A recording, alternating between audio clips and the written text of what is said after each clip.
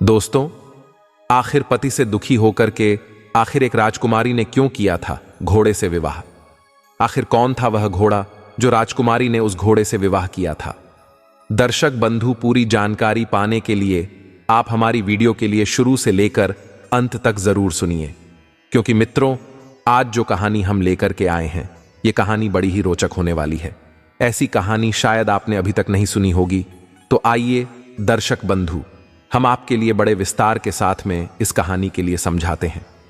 प्रिय दर्शक बंधु, मेरा बस आपसे निवेदन है, यदि आपने अभी तक हमारे चैनल जीवन ज्ञान गंगा को सब्सक्राइब नहीं किया है तो कृपया करके हमारे चैनल को सब्सक्राइब कर लें, बेल आइकन के लिए ऑन कर दें, अच्छे अच्छे कमेंट भी किया करें। क्योंकि दर्शक बंधु, आज जो वीडियो हम लेकर के आए हैं, इस वीडियो का एक एक शब्द आपके लिए बड़ा ही महत्वपूर्ण होने वाला है। इसीलिए इस कहानी को मन लगा करके शुरू से लेकर अंत तक जरूर सुनिए। दर्शक बंधुओं, प्राचीन समय की बात है। किसी नगरी में एक बिलास नामक राजा राज्य करता था। वह राजा बहुत ही बड़ा धनवान अर्थात न्यायप्रिय राजा था। साथ ही साथ बहुत ही बड़ा बुद्धिमान राजा था। वह हमेशा जनता का भला ही चाहता था। अपनी प्रजा के लिए अपने पुत्र के समान मानता था। इस प्रकार से उस राजा की चर्चा देश विदेशों में भी फैली हुई थी। अपनी प्रजा से राजा बहुत ही ज्यादा प्रेम करता था। हर समय राजा अपनी प्रजा के लिए खुशहाल देखना चाहता था। वह राजा चाहता था कि मेरे राज्य में हर व्यक्ति खुशहाल रहे, किसी के लिए किसी प्रकार का कोई दुख ना हो। दर्शक बंधु कहते हैं, राजा के लिए प्रजा पुत्र के समान होती है। ऐसा ही व्यवहार इस राजा का था। अपनी प्रजा के लिए पुत्र के समान मानता था। यदि कोई गरीब व्यक्ति इसके दरवाजे पर आ जाता था तो उसे निराश करके नहीं भेजता था, उसकी झोली भर करके भेजता था। राजा के शासन में कोई व्यक्ति किसी प्रकार से दुखी नहीं था। इसीलिए बिलास नामक राजा की सभी प्रजा जय जयकार करती थी। राजा के पास में हजारों तरीका की दास दासियां नौकर चाकर थीं और सैकड़ों तरीका की सुख सुविधाएं थीं। राजा के पास में धन दौलत पूरी मात्रा में था। लेकिन दर्शक बंधुओं, दुख की बात तो यह थी, विलास नामक राजा जो था, उस राजा के घर में कोई भी संतान नहीं थी। संतान ना होने की वजह से राजा और रानी बहुत हताश निराश रहते थे। राजा ने संतान प्राप्ति के लिए हर तरीका के उपाय किए। बड़े बड़े तीर्थ धर्मों में घूमा, बड़े से बड़े दान पुण्य और भंडार जैसे कार्य किए। राजा भक्ति भाव के मामले में बहुत ही ज्यादा आगे था। वह प्रतिदिन भगवान का गुणगान करता रहता था। लेकिन इतना सब कुछ करने के बाद भी बिलास नामक राजा के लिए कोई भी फायदा नहीं हुआ, कोई भी लाभ नहीं मिला। दर्शक बंधुओं, इसी प्रकार से धीरे धीरे करके राजा और रानी की दोनों की उम्र निकलती जा रही थी। वो धीरे धीरे करके बुढ़ापे की ओर बढ़ चली, परंतु उनके घर में किसी भी संतान ने जन्म नहीं लिया, क्योंकि राजा और रानी इसी बात को सोच सोच करके दिन रात परेशान रहते थे।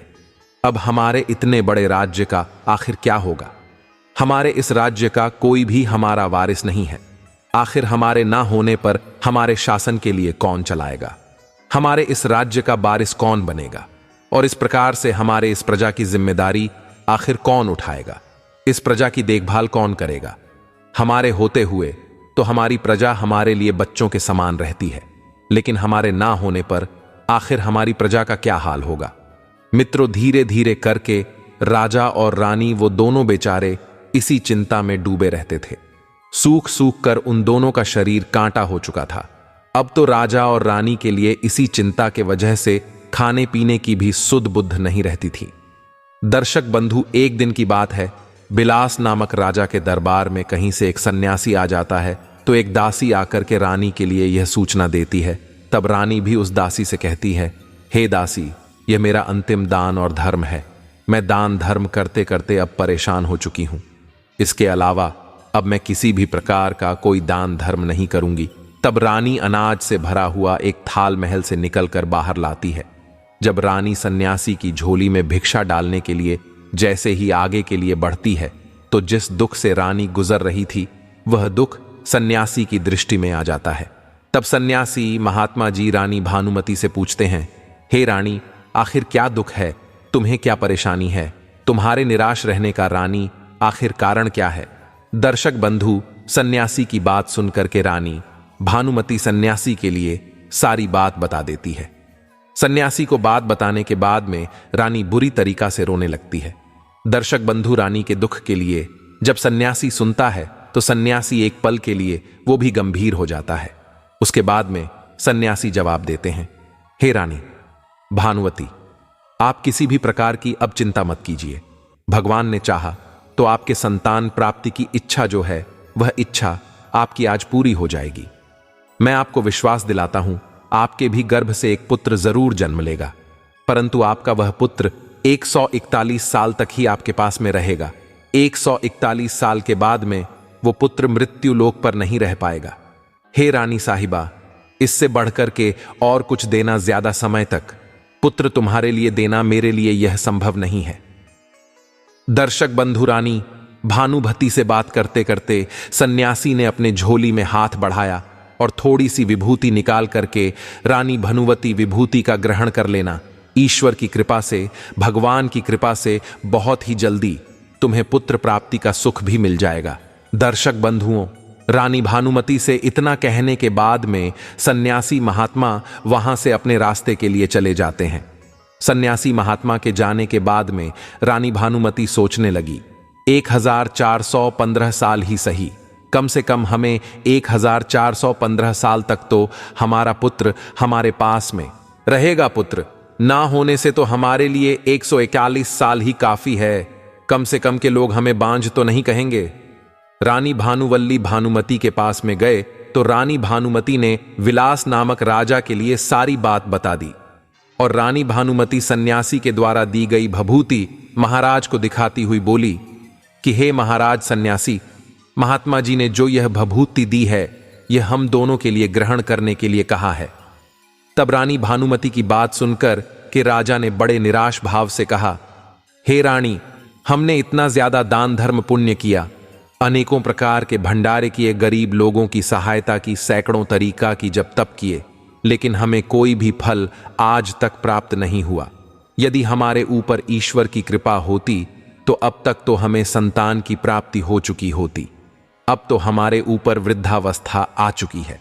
आखिर सन्यासी के द्वारा दी गई इस भभूति से हमें अब इतनी उम्र में क्या संतान प्राप्त होगी? क्या हमें संतान का सुख मिलेगा?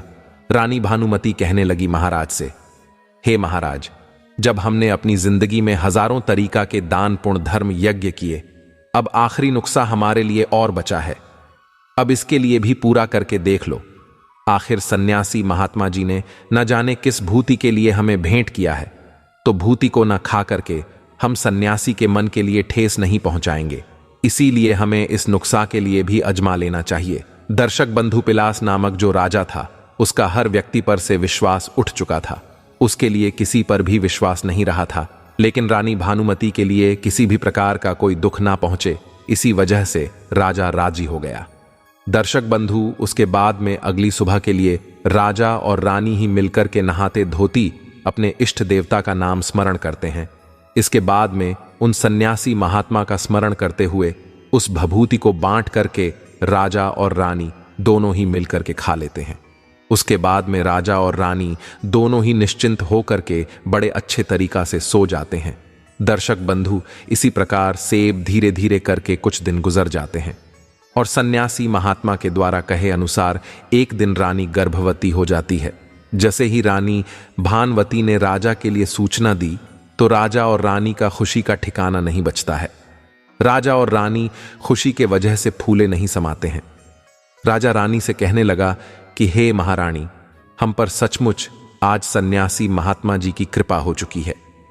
सन्यासी महात्मा की कृपा होने के बाद में राजा और रानी दोनों ही संतान प्राप्ति के सपने देखने लगी। दर्शक बंधुओं, कुछ दिनों बाद समय आने पर रानी भानुमती ने एक सुंदर से पुत्र के लिए जन्म दिया। तब राजा ने अपने राजमहल में बड़े धूमधाम के साथ में विद्यमान लोगों को बुलाकर के ज्योतिषी लोगों को बुलवा करके बड़े धूमधाम के साथ में उसका नामकरण किया। राजा के राज्य में 8 दिनों तक तो हर्ष उल्लास के साथ में उत्सव मनाया गया। अब राजा ने अपने पुत्र का भाग्य देखने के लिए राज्य के सबसे बड़े बुद्धिमान एक ज्योतिषी ब्राह्मण के लिए बुलवाया। तब उस बेटा के भाग्य की दशा देख करके ज्योतिषी ब्राह्मण जो थे वो बड़े ही चिंतित हो गए तब ज्योति ब्राह्मण कहने लगे, हे महाराज, तुम्हारी रानी के द्वारा जो पुत्र ने जन्म लिया है, जिस पुत्र ने जन्म लिया है, यह पुत्र तुम्हारे पास में केवल 1415 साल तक ही रहेगा। क्योंकि दर्शक बंधुओं, यह बात राजा के लिए पहले से ही पता थी। इधर रानी भानुमति के लिए भी सन्यासी की वही बात बताई हुई याद थी। ज्योतिष ब्राह्मण की बात सुनकर के राजा और रानी दोनों एकदम से चुप रह जाते हैं। उसके बाद में राजा और रानी मिलकर के दोनों बड़े लाड़ प्यार के साथ में अपने बेटे का पालन करने लगते हैं। उसके बाद में राजा और रानी दोनों मिलकर के सोचते हैं, कम से कम थोड़े समय के लिए ही सही, कम से कम भगवान ने हमारी इच्छा तो पूरी कर दी, इसी के लिए वह अपनी इच्छा का समाधान मानते हैं। दर्शक बंधुओं, इधर राजा का जो राजकुमार था वह धीरे धीरे करके दिन पर दिन बड़ा होता चला जाता है। जब धीरे धीरे करके वही 5 साल का हो जाता है तो राजा एक अच्छे से ज्योतिषी ब्राह्मण को नियुक्त करके तो उसे वेद शास्त्रों का ज्ञान कराते हैं, शास्त्र विद्या का ज्ञान कराते हैं, अनेकों तरीका की विद्याओं का उसे अभ्यास करवाते हैं। धीरे धीरे करके उस राजकुमार के लिए 12 विद्याओं का शिक्षा दिलवा देते हैं। धीरे धीरे करके राजकुमार शास्त्र विद्या में निपुण हो जाता है। जब धीरे धीरे करके राजकुमार 12 वर्ष की आयु में पहुंच जाता है, तब उसी समय पर महाराज एक अच्छी सी राजकन्या के लिए तलाश करके अपने राजकुमार की बड़े हंसी खुशी के साथ में विवाह करवा देते हैं। दर्शक बंधु, ऐसे ही करके धीरे धीरे करके 2-1 वर्ष और भी बीत जाती हैं।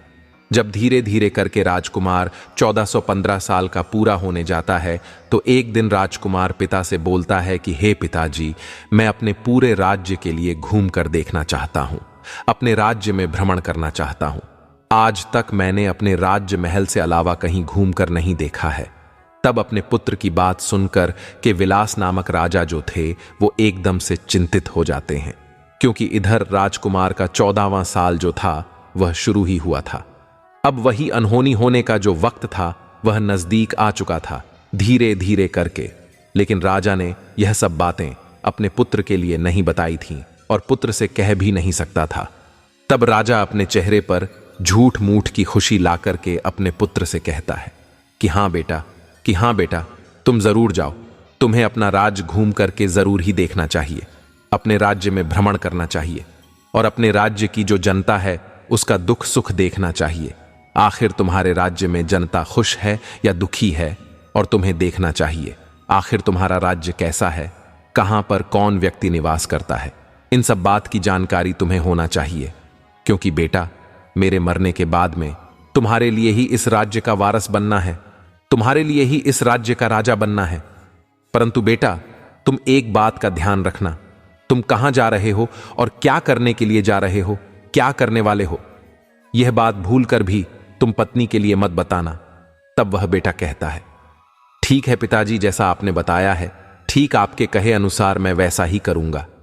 दर्शक बंधुओं, धीरे धीरे करके इस प्रकार से दर्शक बंधु धीरे धीरे करके इस प्रकार से कई एक दिन व्यतीत हो जाते हैं। फिर एक दिन एक घटना घट जाती है। रोज की तरह उस दिन भी राजकुमार अपनी पत्नी के साथ में पूरे दिन रह करके उसके साथ में मौज मस्ती करता है, उसके साथ में मिलकर के खुशियों के लिए मनाता है। लेकिन रात्रि के समय वह ठीक 12 बजे बिस्तर से उठकर के महल से बाहर के लिए चला जाता है और सुबह होने से पहले वापस लौटकर पुनः अपने महल पर अपने 4 पलंग पर सो जाता है। दर्शक बंधुओं, इसी प्रकार से धीरे धीरे करके बहुत दिनों तक चलता रहा। अब उस राजकुमार की 14वीं साल पूरी होने में कुछ ही दिन शेष बचे थे। एक रात उसकी पत्नी यानी कि छोटी रानी रात्रि में जाग जाती है। वह देखती है कि हमारे राजकुमार, हमारे पतिदेव आज बिस्तर पर नहीं है। तब उसके बाद में राजकुमार की पत्नी पूरे महल में उसे ढूंढ लेती है, लेकिन उसे राजकुमार कहीं भी नजर नहीं आता है। राजकुमारी मन में सोचती है, बड़ी ही हताश निराश होती है, भला अब मैं क्या करूंगी। आखिर राजकुमारी इस बारे में किसके लिए बताए, यही बात को सोच करके राजकुमारी एकदम से चुपचाप रह जाती है। सुबह होने पर भय देखती है कि उसका पति अपने बिस्तर पर सोया हुआ है। तब राजकुमारी अपने पति से रात हुई घटना के बारे में कुछ नहीं पूछती है। दर्शक बंधु, इधर दूसरी रात के लिए भी वैसा ही होता है। दूसरी रात, तीसरी रात, ऐसे धीरे धीरे करके कई एक रात तक चलता है।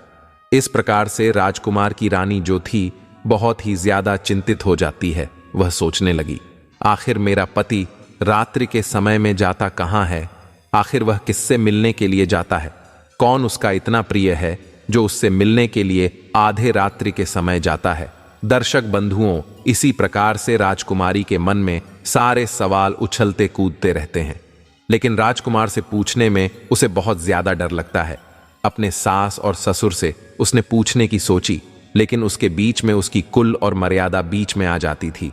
तो इसी प्रकार से बहे राजकुमारी सोच सोच कर मन ही मन घुटती रहती थी। ऐसे परेशानी में उसका खाने पीने में भी मन नहीं लगता था। धीरे धीरे करके राजकुमारी दुबली पतली हो जाती है। उसका शरीर सूख करके कांटा हो जाता है, क्योंकि राजकुमारी हर समय अपनी चिंता में डूबी रहती थी। एक स्त्री के लिए पति का दुख जो होता है वो बहुत बड़ा दुख होता है। दर्शक बंधुओं, उस राज्य में एक फूल बेचने वाली एक मालिन भी थी। वह हमेशा छोटी रानी के लिए पुष्प देने के लिए आया करती थी। तब उस बुढ़िया का ध्यान छोटी रानी पर जाता है। वह मालिन आकर के पूछती है कि हे बेटी, आखिर तुम्हें किस बात की परेशानी है? क्या तुम्हारे लिए दुख है? तुम धीरे धीरे करके अपने शरीर के लिए क्यों सुखा जा रही हो? क्या तुम्हें कष्ट है? तुम्हारा शरीर सकर तो कांटा होता चला जा रहा है। उस मालिन की बात सुनकर कि छोटी रानी कहती है कि हे बूढ़ी मां, आखिर मैं तुम्हें क्या बताऊं? तुम्हारा राजकुमार हर रात बिस्तर से उठकर कि ना जाने कहां चला जाता है, और सुबह होते ही वह वापस आकर के बिस्तर पर सो जाता है। आखिर वह कहां जाता है? इस बात को सोच सोचकर कि मैं बहुत ज्यादा परेशान रहती हूं। इसी बात की वजह से मेरा खान पान भी छूट गया है। मैं अनन जल भी ग्रहण नहीं करती हूं, और इसी परेशानी की वजह से मैं सक सूख करके कांटा बन चुकी हूं। तब मालिन सब बात सुनक के राजकुमारी के लिए एक उपाय बताती है कि हे पुत्री, तुम ऐसा करना, आज पूरी रात्रि भर तुम सोना मत। तुम राजकुमार के पीछे पीछे जाकर के देखना कि वह कहां के लिए जाता है, किससे मिलने के लिए जाता है और जाकर के क्या करता है। आज रात्रि में तुम जग करके अच्छी तरीका से अपने पति की पहरेदारी करना। तब छोटी रानी मालिन के लिए समझाती है, अर्थात राजकुमार री मालिन के लिए समझाती है, हे मालिन, हे बूढ़ी अम्मा, यदि मुझे नींद आ गई तो फिर मैं क्या करूंगी? तब मालिन कहने लगी, हे राजकुमारी, तुम्हें नींद ना आए इसलिए तुम एक काम करना, अपने सीधे हाथ की उंगली में तुम एक जख्म बना लेना, उस पर थोड़ा सा नमक लगा लेना। उस नमक से तुम्हें बहुत पीड़ा होगी और उस पीड़ा के वजह से तुम्हें रात भर नींद नहीं आएगी। दर्शक बंधुओं, तब राजकुमारी बुढ़िया के कहे अनुसार ठीक वैसा ही करती है। तब राजकुमारी के लिए उंगली की पीड़ा से बहुत देर तक नींद नहीं आती है, लेकिन जब पीड़ा शांत हो जाती है उसकी उंगली की, तो राजकुमारी बाद में फिर सो जाती है। दूसरे दिन के लिए बहे बुढ़िया फूल लेकर के फिर से राजकुमारी के महल में पहुंचती है और जाकर के पूछती है, बेटी, क्या तुम अपने पति के लिए देख पाई? आखिर तुम्हारा पति कहां जाता है? तब राजकुमारी जवाब देती है, नहीं बूढ़ी मां, मैंने कुछ समय तक अपनी पीड़ा के कारण कुछ समय तक तो मुझे नींद नहीं आई, लेकिन जब मेरी पीड़ा शांत हो गई तो मैं मूर्छित अवस्था में सो गई। मुझे बहुत ही जल्दी नींद आ गई, पर उसके कुछ देर बाद मैं सो गई, अपने पति का राज्य में जान नहीं पाई। तब बूढ़ी मालिन कहती है, हे राजकुमारी, कोई बात नहीं है, आज तुम अपनी उंगली पर पहले से थोड़ा बड़ा जख्म बना लेना और ज्यादा से ज्यादा तुम नमक लगाना। दर्शक बंधुओं, दूसरे दिन के लिए बुढ़िया के कहे अनुसार राजकुमारी ठीक वैसा ही करती है, परंतु वह सिर्फ अपने पति के बिस्तर से उठकर के बाहर निकलने पर ही जाग पाई, क्योंकि राजकुमारी अपने पति के पीछे नहीं जा सकी, क्योंकि जब तक उसका पति घर से बाहर निकल गया था तब तक उसकी आंखें मुझ चुकी थीं। अगले दिन के लिए फिर से वह मालिन बुढ़िया आती है, तो उसके पूछने से पहले ही राजकुमारी रो करके कहती है कि हे बूढ़ी माई, मैं आज भी अपने पति की पहरेदारी जग करके नहीं कर पाई। तब बूढ़ी मां समझाती है, हे बेटी, तुम रोना मत, भगवान की कृपा से सब कुछ ठीक हो जाएगा। तुम आज रात्रि के लिए अपने हाथ में जख्म और बड़ा बना लेना और उस पर कल से भी ज्यादा नमक छिड़कना। हे राजकुमारी, हे बेटी, तुम एक काम करना, जब तुम्हारा पति आधी रात्रि के समय तुम्हारे बिस्तर से उठकर के महल से बाहर निकले, तो तुम उसी समय पर अपने पति का रास्ता रोक करके अपने पति से पूछना कि तुम कहां जा रहे। दर्शक बंधुओं, उस बूढ़ी माई ने जैसा बताया, राजकुमारी अब ठीक वैसा ही करती है। आज रात राजकुमारी के लिए बिल्कुल भी नींद नहीं आई। जब राजकुमार आधी रात्रि के समय महल से बाहर निकल करके चलने लगता है, तो उस बूढ़ी मां ने जैसा राजकुमारी के लिए समझाया था राजकुमारी अब तो ठीक वैसा ही करती है। वह दौड़ करके राजकुमार के रास्ता के लिए रोक लेती है और कहती है, जी आप कहां जा रहे हो और आप आधी रात के समय किससे मिलने के लिए जा रहे हो? आखिर ऐसा क्या काम है तुम्हें जो आधी रात्रि के समय तुम जा रहे हो? मुझे बताओ दर्शक बंधुओं। तब राजकुमार राजकुमारी को समझाने की बहुत चेष्टा करता है कि हे राजकुमारी, यदि आज मैंने तुम्हारे लिए बता दिया तो मैं दोबारा तुम्हारे लिए नहीं मिल पाऊंगा।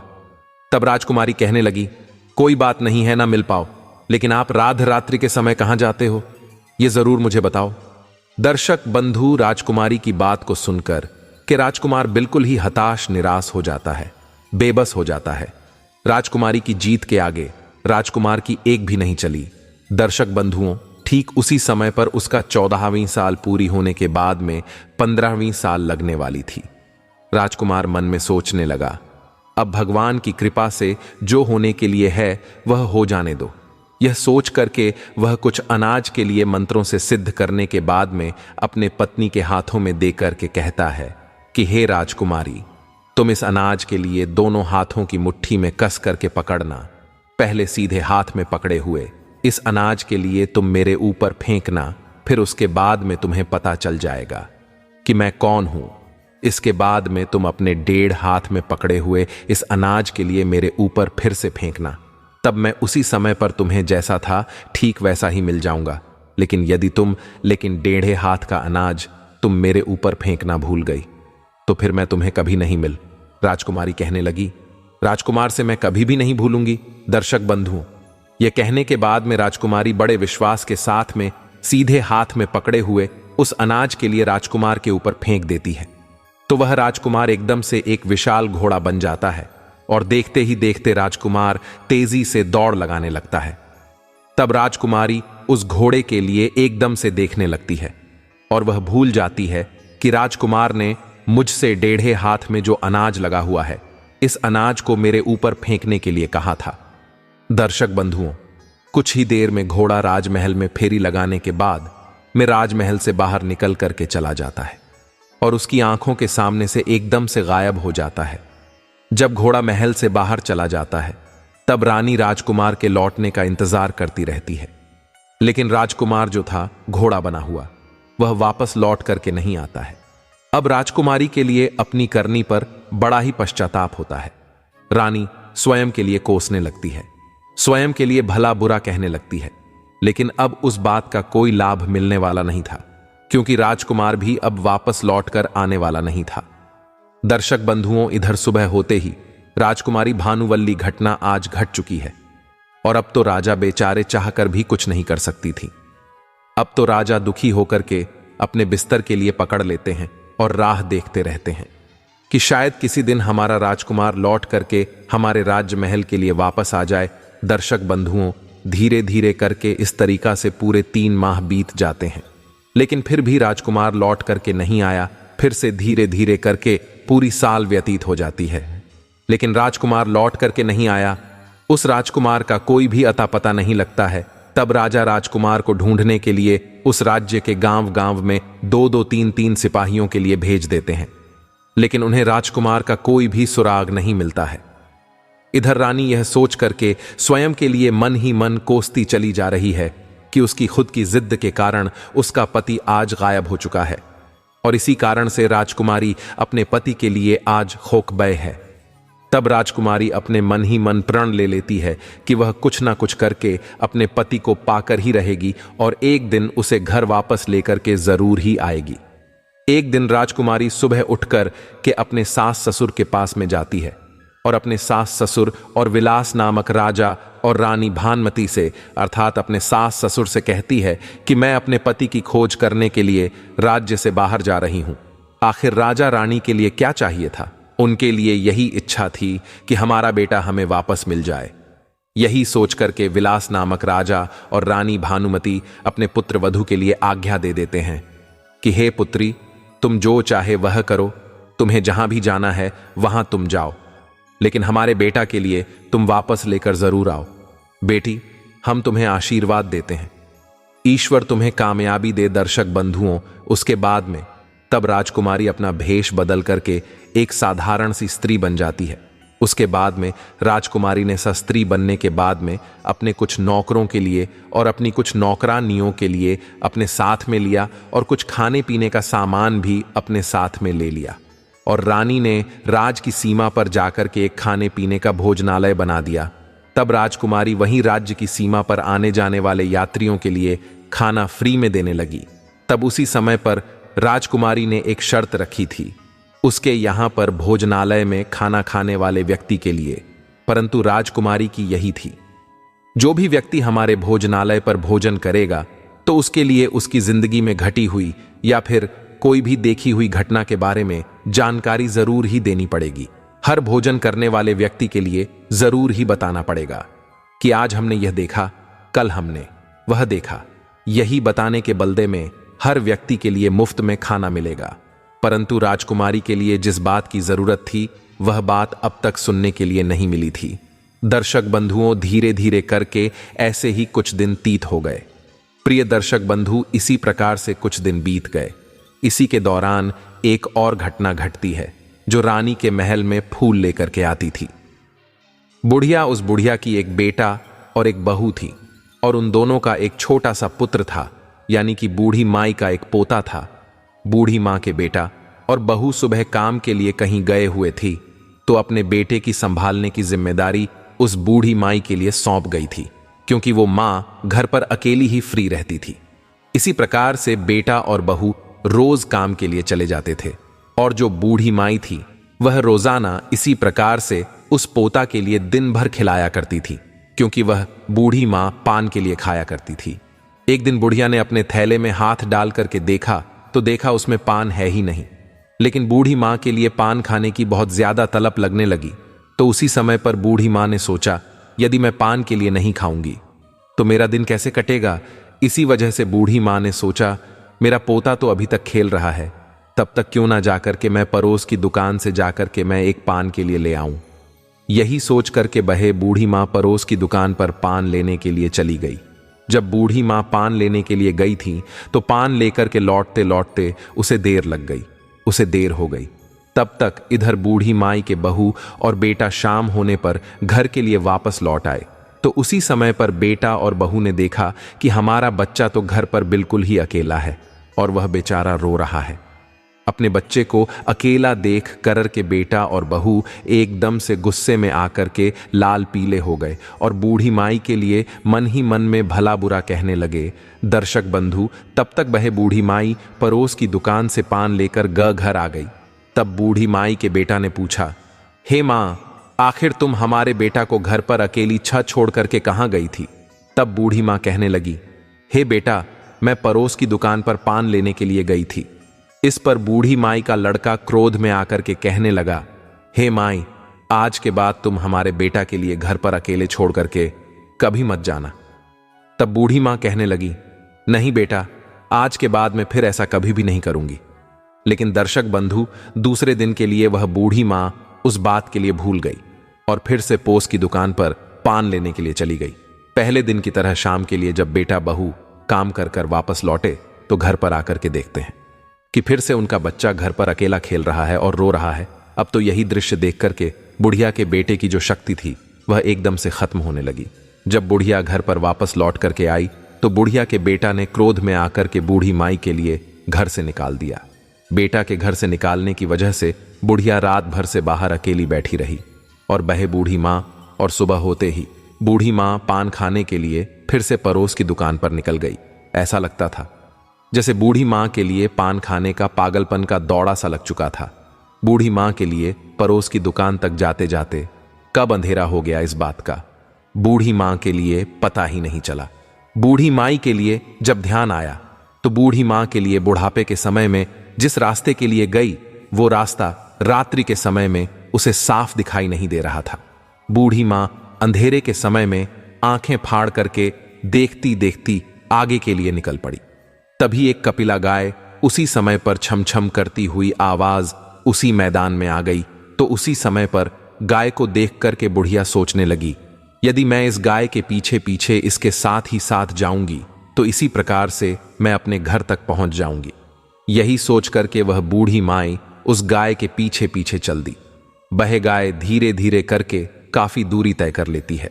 आखिर में बहे गाय अपने अंतिम पढ़ाई पर पहुंचती है। वहां अंतिम पढ़ाई पर जाकर के देखा तो उस पढ़ाई पर एक बड़ा सा पत्थर रखा हुआ था। तब वह गाय जाकर के उस पत्थर में अपना सिर मारती है। गाय के सिर मारने पर वह पत्थर दूर हट गया और वहां से गाय के लिए नीचे जमीन में जाने की सीढ़ियां दिखाई देने लगी। तभी वह गाय उन्हीं सीढ़ियों नीचे के लिए जाने लगी। दर्शक बंधुओं, वहीं बूढ़ी माई उस दृश्य के लिए खड़ी खड़ी देख रही थी।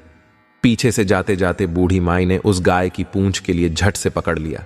गाय की पूंछ पकड़ने के बाद में वह बुढ़िया गाय के साथ साथ नीचे पाताल लोक में चली गई। पाताल लोक में पहुंचते ही वह बूढ़ी माई ने गाय की पूंछ छोड़कर कि वह बूढ़ी माई इधर उधर देखने लगी और इधर उधर देखने के बाद में एक कोने में जाकर के छुप गई। बुढ़िया ने देखा कि पाताल लोक में हर जगह पर चमचमाहट है। अनेकों तरीका के दिया दीपक जल रहे हैं, भांति भांति प्रकार की रोशनी हो रही है। तभी उसी समय पर एक तेज सी रोशनी उस गाय के ऊपर पड़ती है और बुढ़िया देखती है वहां पर एक से एक बढ़कर के अद्भुत घटनाएं घटने लगती हैं। जैसे ही गाय पाताल लोक में नीचे पहुंची तो एकदम जाते ही उस गाय के गले में एकदम से साकर पड़। उसी समय पर एक व्यक्ति आया।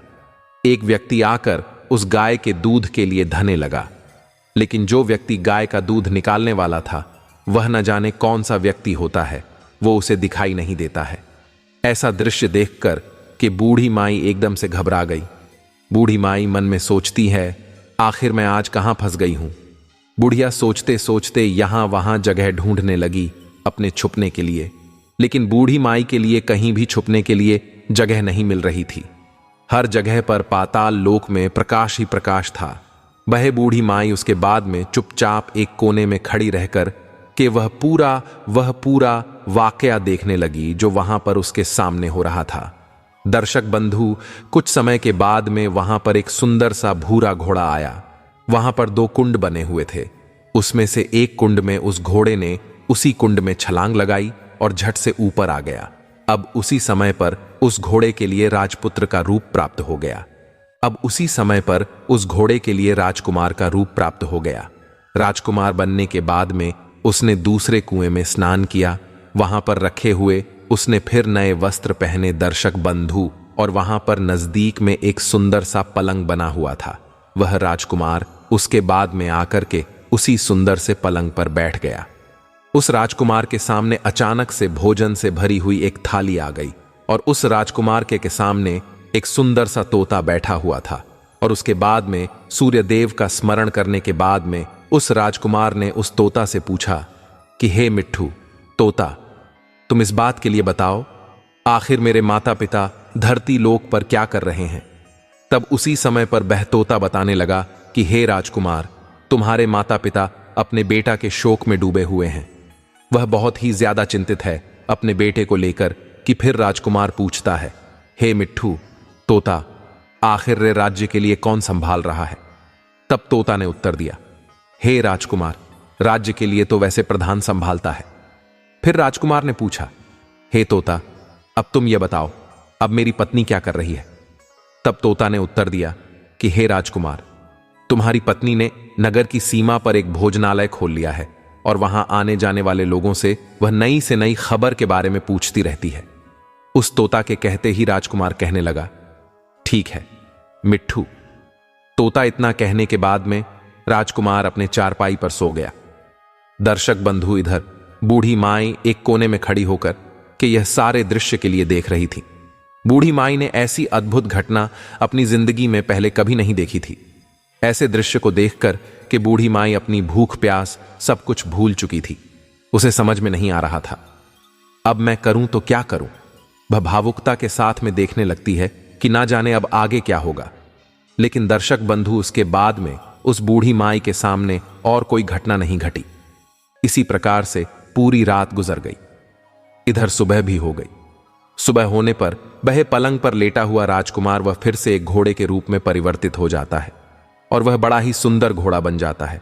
और घोड़ा बनने के बाद में वह घोड़ा एकदम छटपटा करके तेजी से उस पाताल नगरी से एकदम छटपटा करके बाहर के लिए भागता है। लेकिन दर्शक बंधुओं, वह घोड़ा कहां गया उस बूढ़ी माई के लिए इस बात का नहीं पता लगा। उसके बाद घोड़े के जाने के बाद में वो गाय भी एकदम से तेजी से पाताल लोक से बाहर निकल भागी। तब बूढ़ी मां ने उसी समय पर सोचा, इस गाय के साथ मैं पाताल लोक में अंदर आई थी, तो गाय के साथ ही मुझे बाहर जाना चाहिए, नहीं तो पता नहीं और कौन सी अनहोनी मेरे साथ में घट जाए। गाय को दौड़ते हुए देख करके बुढ़िया माई ने भी गाय के पीछे पीछे अपनी सीध लगा ली। और बूढ़ी माई ने सोचा, यहां से ऊपर जाना ही समझदारी है। यही सोच करके बूढ़ी माई ने झट से फिर से उस गाय की पूंछ पकड़ ली और उस गाय के साथ साथ बूढ़ी माई भी ऊपर आ गई। जब गाय उन सीढ़ियों से ऊपर मैदान में पहुंची तो एकदम से पाताल लोक के सुरंग का रास्ता बंद हो गया। ऊपर आकर के बहे गाय एक विशाल जंगल की ओर निकल गई। पाताल लोक का ऐसा दृश्य देखकर कि बुढ़िया एकदम से बावली सी हो गई थी। उस बूढ़ी औरत ने पाताल लंगरी में जो कुछ भी देखा था वह बूढ़ी माई जल्द से जल्द किसी को बताने के लिए बहुत ही ज्यादा उतावली हो रही थी। तब उसी समय पर बूढ़ी माई के लिए एकदम से याद आया कि हमारे राज्य की सीमा पर कोई राजकुमारी भोजनालय के लिए चलाती है और नई पर नई बात बताने वाले व्यक्ति के लिए वह राजकुमारी अच्छे से अच्छा भोजन करवाती है। वह बूढ़ी माई सोचने लगी, किसी और को बताने से तो अच्छा है, क्यों ना मैं यह बात जाकर के उस राजकुमारी के लिए बता दूं। यदि मेरी बात उस राजकुमारी के लिए पसंद आ गई, उसके समझ में आ गई, तो मुझे आज के बाद खाने पीने की चीजों से मुक्ति मिल जाएगी और उसके पास में मुझे किसी प्रकार का कोई खाने पीने का कष्ट भी नहीं होगा। बड़े आराम के साथ में रहूंगी। अब उस बुढ़िया ने अपने मन में निश्चय बना लिया और तुरंत ही उस राजकुमारी के पास उस भोजनालय पर पहुंचकर के राजकुमारी के पास जाकर के एकदम से खड़ी हो गई। उसी भोजनालय के दरवाजे पर एक ढोलका टंगा हुआ था। ढोलका को देखकर के बूढ़ी माई जोर जोर से उसमें डंके मारने लगी। उस ढोलके की आवाज सुनकर कि उस राजकुमारी ने सोचा कि आज कोई जरूर मुझे बड़ी बात बताने वाला है। तब राजकुमारी उसी समय पर अपने सिपाहियों के लिए आदेश देती है, जाइए और जो कोई भी यात्री हमारे इस भोजनालय पर आया है उसकी जाकर के तुम अच्छे तरीका से सेवा खातिरदारी कीजिए। इधर राजकुमारी का आदेश पाते ही सिपाही दौड़कर पहुंचे। उसी ढोलका के पास में आए तो देखा कि एक बूढ़ी माई उस ढोलका में चोब लगा रही है। उन सिपाहियों ने उस बूढ़ी माई से पूछा, क्यों बूढ़ी माई, आखिर क्या हुआ, तुम इस ढोलका को क्यों बजा रही हो? तब वह बूढ़ी माई कहने लगी, कुछ नहीं बेटा, मैंने सुना है इस भोजनालय पर खाना मुफ्त में मिलता है, इसीलिए मैं आपके भोजनालय पर आई हूं। तब सिपाहियों ने जवाब दिया, हे बूढ़ी माई, तुम्हें भोजन की जरूरत है तो तुम्हें भोजन जरूर ही मिलेगा, लेकिन उसके लिए बूढ़ी माई तुम्हें कोई नई बात बतानी पड़ेगी। सिपाहियों की बात सुनकर के बूढ़ी माई कहने लगी, हां बेटा, मैं जरूर बताऊंगी, मुझे एक बात मालूम है। बुढ़िया के मुंह से यह बात सुनकर कि सिपाही राजकुमारी के पास लेकर के आए, क्योंकि कुमारी का यही आदेश था, जो भी कोई वृद्ध व्यक्ति वहां पर आई तो उस व्यक्ति के सामने अच्छे तरीका से पेश आना, उस व्यक्ति के साथ में अच्छा व्यवहार करना। तब सिपाहियों ने अपने राजकुमारी की बात को याद करके उस बूढ़ी औरत का बड़ा ही आदर सम्मान किया। फिर बूढ़ी माई के लिए एक बड़ी सी थाली भर करके अच्छे से अच्छे पकवान परोसे, क्योंकि वह बूढ़ी माई काफी दिनों से भूख थी। बहे बूढ़ी माई एकदम से भोजन पर टूट पड़ी। खाना खाने के बाद में एक सैनिक ने उस बूढ़ी माई के लिए पहनने के लिए एक अच्छी सी साड़ी दी। दर्शक बंधु, उसके बाद में एक सिपाही उस बूढ़ी माई को राजकुमारी के पास लेकर के आया। तब वह बूढ़ी माई और राजकुमारी ने एक दूसरे के लिए तुरंत ही पहचान लिया। तब बूढ़ी माई राजकुमारी को देख करके कहने लगी, बेटी, आखिर तुम यहां पर कैसे हो? तो राजकुमारी भी बूढ़ी माई को देख करके कहने लगी, हे बूढ़ी माई, तुम यहां पर कैसे हो? तब बड़ी देर तक दोनों एक दूसरे से ने अनेकों तरीका की बातें करती रही। फिर वह राजकुमारी बूढ़ी माई से कहने लगी कि हे बूढ़ी मां, तुम बताओ, आखिर तुमने क्या नई बात देखी है? तब बूढ़ी माई कहने लगी, हे बेटी, मैंने तो कोई भी नई बात नहीं देखी है, वो तो मेरे पास में तुम्हें खाने के पैसा नहीं थे देने के लिए, इसीलिए मैंने झूठ कहा और आकर के तुम्हारे ढोलका के लिए बजाया। तब राजकुमारी कहने लगी, हे बूढ़ी माई, जो कुछ भी तुमने देखा हो उसे सच सच बताओ, तुम घबराओ मत, मैं किसी के लिए भी तुम्हारा नाम नहीं बताऊंगी। लेकिन बूढ़ी माई उस राजकुमारी के लिए कुछ बताना नहीं चाह रही थी और राजकुमारी को बातों में फुसलाकर कहने लगी, मैंने कब कहां देखा? कुछ नहीं देखा। राजकुमारी ने फिर उस बूढ़ी माई से कहा, देखो बूढ़ी माई, यदि तुमने कुछ भी देखा हो। तब राजकुमारी कहने लगी, हे बूढ़ी मां, यदि तुमने सच सच बात बता दी तो जिंदगी भर मैं तुम्हारी सेवा करूंगी, तुम्हारी देखभाल करूंगी, तुम्हें अपने राज्य महल में ले जाकर के रानी माता की तरह रखूंगी। राजकुमारी के मुख से यह बात सुनकर के बूढ़ी माई एकदम से प्रसन्न हो गई। अब तो बूढ़ी माई राजकुमारी की इन बातों को सुनकर कि जो कुछ उसने देखा था वह सब कुछ बताने के लिए तैयार हो गई। उसने जो कुछ भी पाताल लोकों में जाकर के देखा था वह सब कुछ उसने राजकुमारी के लिए बता दिया। बूढ़ी माई के द्वारा उन बातों को सुनकर कि राजकुमारी के लिए पूरी तरीका से यकीन हो गया कि वह राजकुमार कोई और नहीं था, उसका ही पति है राजकुमारी। तब तुरंत ही बूढ़ी मां से कहने लगी कि हे बूढ़ी मां, क्या तुम मुझे उस जगह पर ले चलोगी? तब बूढ़ी मां समझाने लगी, नहीं बेटी, वह तो एक पाताल राज्य है, वहां पर बहुत ज्यादा खतरा है। यदि तुम्हारे लिए वहां पर किसी ने देख लिया तो बेटी तुम्हारी जान वहां पर खतरे में पड़ सकती है। लेकिन दर्शक बंधुओं, राजकुमारी ने बूढ़ी माई की एक भी बात नहीं सुनी और राजकुमारी पाताल लोक में जाने के लिए बूढ़ी माई से हट करने लगी। आखिर में राजकुमारी का कहना बूढ़ी माई ने मान ही लिया और कहने लगी, ठीक है बेटी, तुम नहीं मानती हो तो आज मैं तुम्हें वहां पर लेकर के चलती हूं। पर बेटी, आज नहीं, कल लेकर के चलूंगी तुम्हें। यदि वहां पर तुम्हें जाना है तो शाम के समय में ही जाना होगा। अगले दिन के लिए राजकुमारी उस बूढ़ी माई के साथ में उसी जगह पर पहुंची और एक जगह पर छुप करके उस गाय के आने का इंतजार देखने लगी। दर्शक बंधुओं, इधर शाम का समय भी हो चुका था। कुछ देर बाद हमेशा की तरह वह गाय वहां पर आ गई। तभी उसी जगह पर जाकर के गाय ने उसी पत्थर में फिर से अपना सिर मारा तो तुरंत ही झट से पत्थर हट करके दूर जा गिरा और पाताल लोक में जाने का रास्ता एकदम से खुल गया। तभी धीरे धीरे करके गाय उसी रास्ते से पाताल लोक के लिए नीचे के लिए उतरने लगी। तो उसी समय पर बूढ़ी माई राजकुमारी से कहने लगी, हे राजकुमारी, तुम जल्दी से आगे के लिए बढ़ो, आज हम पाताल के लिए इस गाय की पूंछ पकड़ करके नीचे के लिए उतरेंगे। तब बूढ़ी बाई और वह राजकुमारी उस गाय की पूंछ पकड़ करके पाताल लोक में नीचे के लिए उतर गई। दर्शक बंधु, वह बूढ़ी माई जिस कोने में पिछली बार खड़ी थी, पहले की तरह दोनों ही उसी कोने में जाकर के खड़ी हो गई। अब पाताल लोक में सब कुछ पहले की तरह ही घटित हो रहा था। सब कुछ दृश्य पहले जैसा ही हो रहा था। राजकुमार घोड़ा बना। घोड़ा बनने के बाद में उसने एक कुंड में स्नान किया। स्नान करने के बाद में दूसरे कुंड में स्नान किया। उसके बाद में वहां पर उसने वस्त्र पहने और नजदीक में ही एक सुंदर पलंग था। तब राजकुमार उसी समय पर आकर के उसी पलंग पर बैठ गया। तब उसी समय पर राजकुमार उसी पलंग पर सोने के लिए गया, क्योंकि वह राजकुमार सोने से पहले सूर्यदेव का आह्वान करता था, उनका स्मरण करता था। सूर्यदेव का स्मरण करने के बाद में वह उसी तोता से पूछने लगा कि हे मिट्ठू तोता, आखिर मेरे माता पिता अब क्या कर रहे हैं? लेकिन राजकुमार के पूछने पर वह तोता कुछ जवाब नहीं दे रहा था। जैसे जैसे राजकुमार पूछता है वैसे वैसे तोता सिर नीचे के लिए झुका लेता है। तब उसी समय पर राजकुमार के लिए संदेह होने लगा कि जरूर कुछ ना कुछ घटित हो रहा है। इस बात को सोच करके राजकुमार एकदम से हताश निराश हो गया। यह सोचने के बाद में राजकुमार की जो कुछ हो रहा है उसे होने दो, यही सोच करके राजकुमार अपने बिस्तर पर लेट गया। अब उसी समय पर रानी का संयम छूट गया। राजकुमारी दौड़ करके एकदम से अपने पति के पास में पहुंची, जो कि राजकुमार के रूप में उसी पलंग पर लेटा हुआ था। और जैसे जैसे करके राजकुमारी अपने पति के पैर पकड़ने के लिए आगे के लिए बढ़ने लगी, तभी उसी समय पर राजकुमार ने तुरंत ही अपनी पत्नी के लिए पहचान लिया।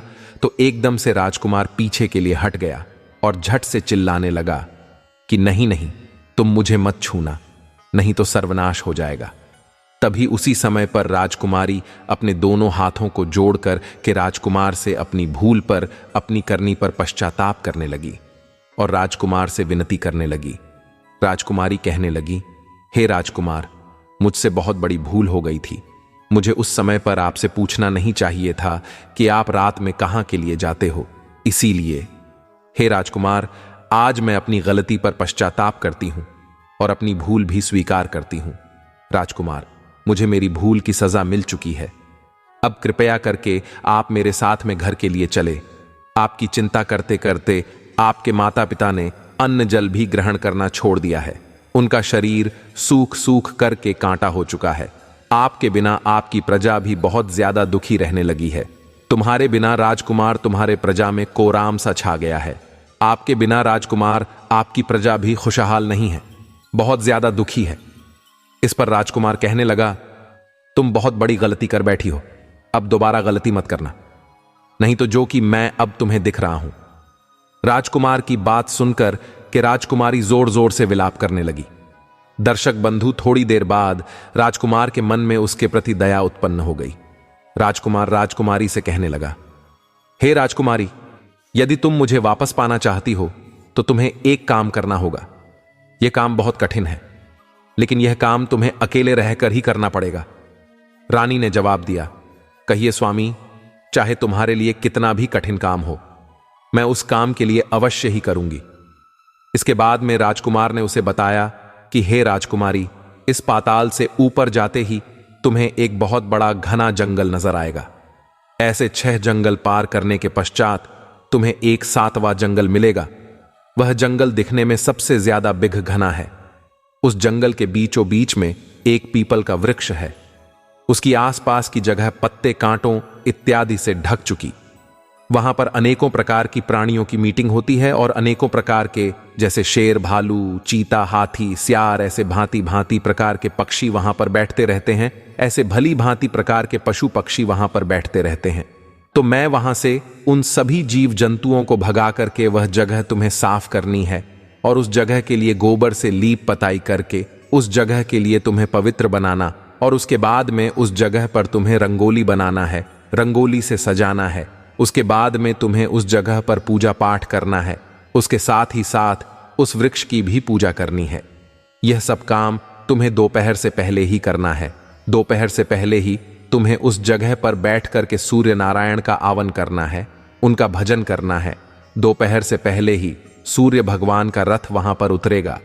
तब भगवान सूर्यदेव उस सभी जगह के लिए देख करके प्रसन्न हो जाएंगे और कहेंगे, जिस किसी ने भी यह सब किया है उस व्यक्ति के लिए मन चाहा वरदान दूंगा, मन चाहा फल दूंगा। तो तुम उसी क्षण भगवान सूर्यदेव के सामने जाकर के उनके रथ का दाहिना घोड़ा मांग लेना और सूर्यदेव के हां करने के बाद में मैं तुम्हें मिल जाऊंगा। दर्शक बंधु, इतनी बात कहने के बाद में राजकुमार अपने ही पलंग पर सो गया और इधर रानी भोर होने की राह देखने लगी। भोर होते ही वह बुढ़िया के साथ में गाय की पूंछ पकड़ करके पाताल लोक से बाहर चली आई। ऊपर आने के बाद में राजकुमारी बूढ़ी माई से कहने लगी, अम्मा, अब मैं अकेले ही आगे के लिए जाऊंगी। अब तुम ऐसा करो, जहां पर हमारा भोजनालय है उस भोजनालय के लिए तुम वापस अकेली ही लौट जाओ। इस प्रकार से बूढ़ी माई के लिए राजकुमारी भोजनालय पर जाने के लिए कह गई और उसके बाद में राजकुमारी राजकुमार के द्वारा बताई गई वह जगह के लिए ढूंढने लगी। दर्शक बंधु, कुछ देर ढूंढने के बाद में उसे वह जगह मिल गई और किसी तरीका से सभी शेर, चीता, भालू को वहां से भगा करके उसने वह जगह अच्छी तरीका से साफ कर ली। उसकी लिपाई पुताई करने के बाद में उस जगह के लिए पवित्र कर लिया। यह सब करने के लिए जैसे कि राजपुत्र ने, जैसे कि राजकुमार ने बताया था, ठीक वैसा ही उस आश्रम की सफाई करने के बाद में, लिपाई पुताई करने के बाद में राजकुमारी वहां से वापस चली आई। दूसरे दिन के लिए रानी सुबह होने से पहले ही उठी और जंगल में झट से आ गई। वहां पर जाकर के उसने गंगा जल का पानी छिड़क करके उस जगह के लिए पवित्र किया और उसके बाद में राजकुमारी सूर्यदेव का ध्यान करने के लिए बैठ जाती है। दर्शक बंधु, जैसा कि राजकुमारी के लिए पाताल लोक में राजकुमार ने बताया था, ठीक वैसा ही राजकुमारी करने लगी। दर्शक बंधु, अब हुआ क्या?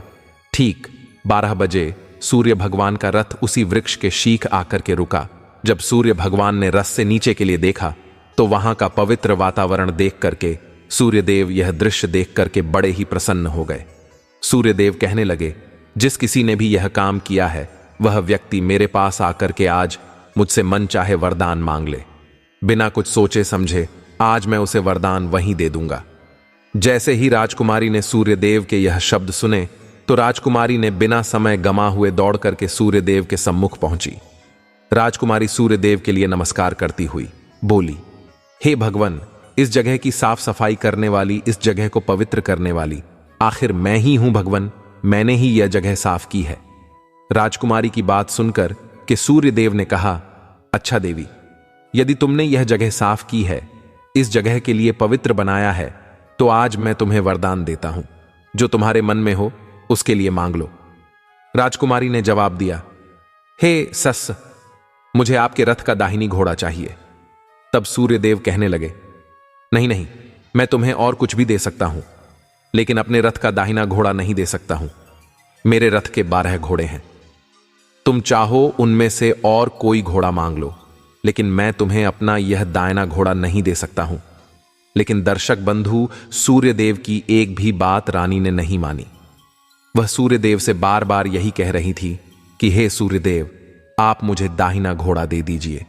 हे सूर्यदेव, यदि आपने ऐसा नहीं किया तो मैं आपके चरणों में गिर करके अपने प्राण त्याग दूंगी। दर्शक बंधुओं, राजकुमारी की बात सुनक के सूर्यदेव जो थे वह धर्म संकट में फंस गए, क्योंकि सूर्यदेव ने राजकुमारी के लिए वचन दे दिया था। अब सूर्यदेव राजकुमारी के द्वारा दिए गए उस वचन से पलट भी तो नहीं सकते थे। सूर्यदेव ने जवाब दिया, ठीक है, जाओ, मैंने तुम्हें अपना दाहिना घोड़ा दिया, लेकिन वह घोड़ा तुम्हें यहां पर नहीं मिलेगा। तुम्हें उस घोड़े के लिए पाताल लोक में जाकर के लाना होगा। राजकुमारी कहने लगी, हे सूर्यदेव, पाताल लोक ही क्या सही, मैं अपने पति को, मैं उस घोड़े को पाने के लिए तो कहीं भी जा सकती हूं, ब्रह्मांड का कोई भी कोना हो। दर्शक बंधु, राजकुमारी को वचन देने के बाद में सूर्यदेव वहां से अंतर्ध्यान हो जाते हैं, अदृश्य हो जाते हैं, और इधर रानी जंगल में अपना कार्यक्रम पूरा करने के बाद में उसी भोजनालय पर पहुंची। फिर राजकुमारी बूढ़ी माई को ले करर के उसी मैदान पर आ गई। इधर शाम भी होने वाली थी। जैसे ही शाम हुई, शाम होते ही वहां पर बहगाय आ गई और उसने अपने सिर को मार करके उसी सुरंग के पत्थर के लिए हटा दिया और धीरे धीरे करके गाय नीचे के लिए उतरने लगी। रानी और बूढ़ी माई उसके साथ ही साथ नीचे के लिए उतर गई। जैसे ही बूढ़ी मां और राजकुमारी नीचे पाताल लोक में पहुंची तो घटना पहले की तरह घटने लगी। उसी प्रकार से राजकुमार घोड़ा के रूप में खड़ा था और एकदम से राजकुमार ही बन गया। फिर से राजकुमार ने नहा धोने के बाद में नए कपड़े पहनकर उसी पलंग पर जाकर के बैठ गया। लेकिन आज तो एक नई बढ़ चढ़कर की घटना घटी। आज तो राजकुमार के लिए 2-2 थाली खाने के लिए आई भोजन की, और 2-2 पान की बड़ा आई, और 2-2 थाली भर करके मीठे पकवान आए। राजकुमार तो अपने हिस्से की भोजन की थाली खा करके और दूध पी करके, यह सब करने के बाद में राजकुमार सोने के लिए चला गया और हमेशा की तरह उस तोता से पूछने लगा, हे मिठू तोता, आखिर मेरे माता पिता अब क्या करते हैं? तब तोता ने बताया, हे राजकुमार, तुम्हारे माता पिता वे दोनों तुम्हारे शोक में मरने की कगार पर पड़े हैं, मरने की कगार पर पहुंच चुके हैं। राजकुमार के लिए तोता की यह बात सुनते ही उसके आंखों से आंसू टपकने लगे।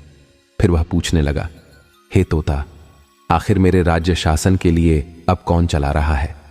तब तोता ने समझाया, हे राजकुमार, तुम्हारे राज्य के लिए प्रधान चला रहा है और धीरे धीरे करके वह तुम्हारे राज्य का माल खजाना सब कुछ हड़प चुका है। वह प्रजा पर बहुत ज्यादा जुल्म ढा रहा है, अत्याचार कर रहा है। दर्शक बंधु, तोता के मुख से इस बात को सुनकर के राजकुमार के लिए बड़ा ही क्रोध आया। गुस्से में आकर के अपने हाथों के लिए तमतमा लगा।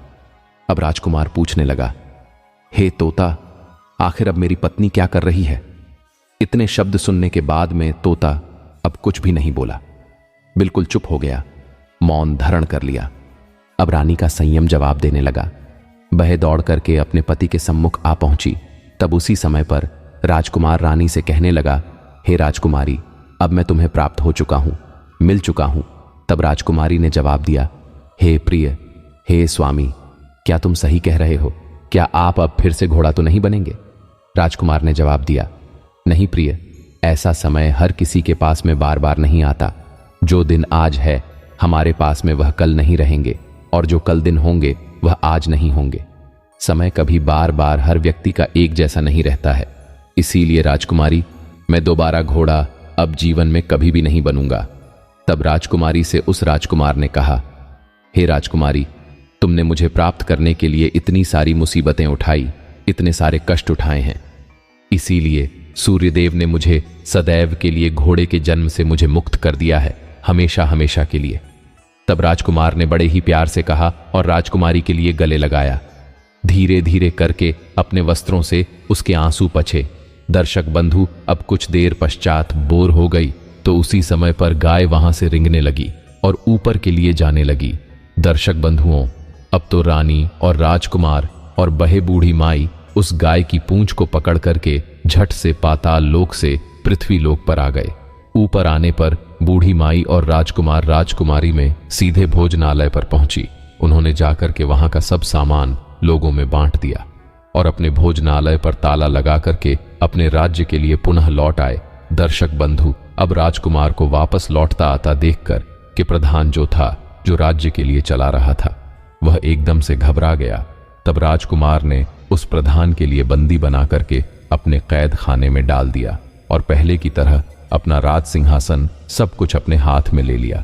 उसके बाद में राजकुमार अपने बूढ़े माता पिता से मिलने के लिए अपने महल में पहुंचा। तब राजकुमार जाकर के देखता है कि उसके माता पिता उसके वियोग में बिल्कुल सक सक करके कांटा हो चुके हैं।